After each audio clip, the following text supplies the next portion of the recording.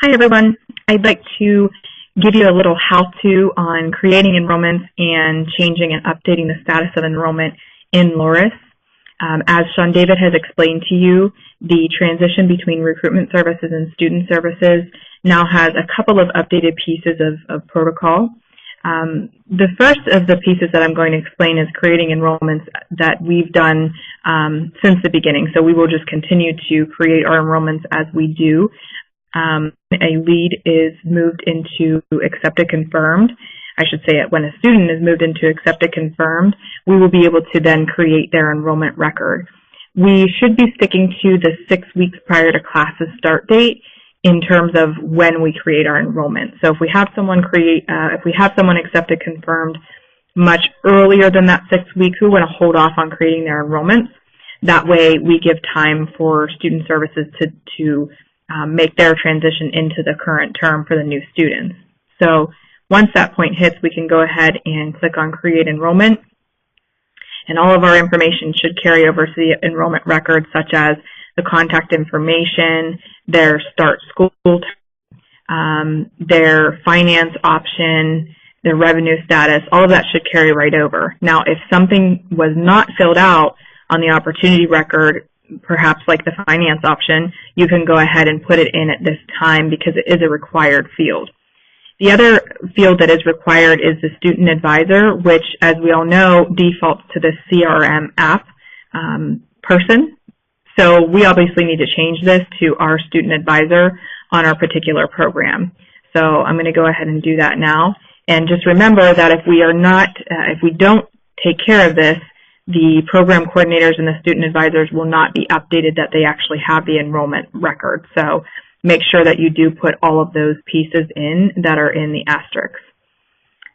Once we do that, then we can go ahead and save the information so that student services can begin working with this prospective student as well. Now, we all know that the newly accepted students are our responsibility up until the time the ad job deadline hits. So up until that time, if a red flag report is sent, or if the newly accepted student communicates with us that they are not going to be starting or they're going to be deferring, it's our job at that point to update the status. And I want to reiterate something that Sean David and TJ had mentioned, that we will be updating these statuses. The person that updates the status is dependent on your program and your business unit.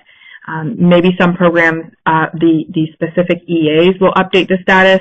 Maybe some business units and programs, the AD will update it. You will have to determine with your business unit and with your program who will be responsible for changing the status if necessary. If the person just becomes a new student and registers, then no need to worry about updating that status. But we have 3 different scenarios that we would have to update for. One is if someone were to reschedule, so meaning that they would like to defer their start date until a future term. So, for instance, if we take a look at this lead here, we see that they are in acceptance confirmed for the spring 2004 term.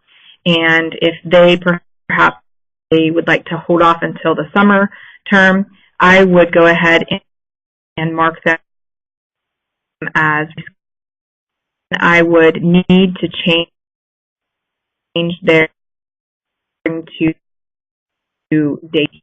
So this is a minute, but it will pop up and it will tell me, said that you wanted to reschedule this, so put the new start school term in, and it's done so for me. So go ahead and put that new school term in right now, this summer term, and then I can save it.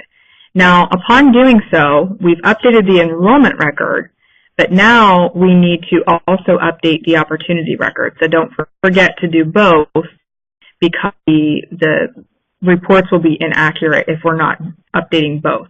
So now you see here that the original start term was spring 2, and now the new start school term is summer 1.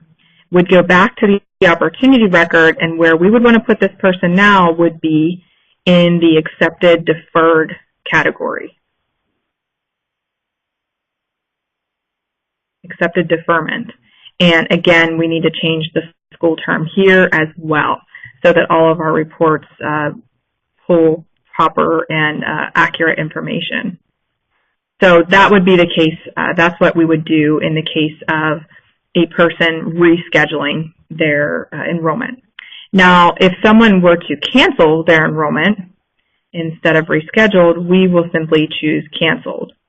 And what this is going to tell us is that changing the enrollment status to withdrawn or canceled will remove the course schedule.